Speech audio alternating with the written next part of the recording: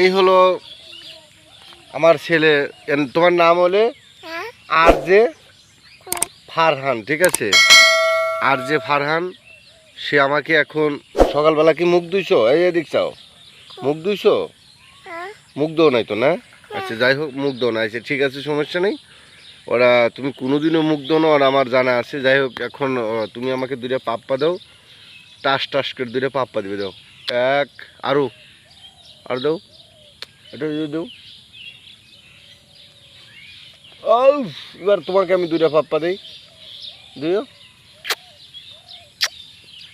এই হলো, দেখি তোমার জিভাটা দেখি।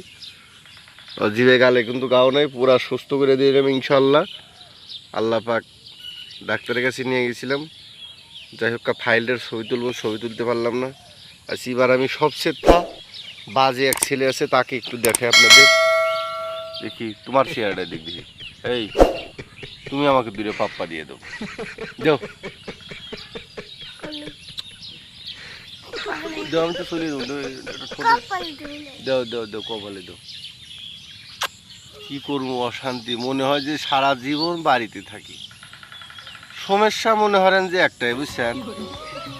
ওই যে 10-12 দিন বাড়ি থাকলে আর বাড়ি থাকা যায় না, বুঝছেন? টাকা পয়সার সমস্যা। জায়গা এবার চলে গেছি গাজীপুর। সবাই দোয়া করবেন আমার যাতে ভালো।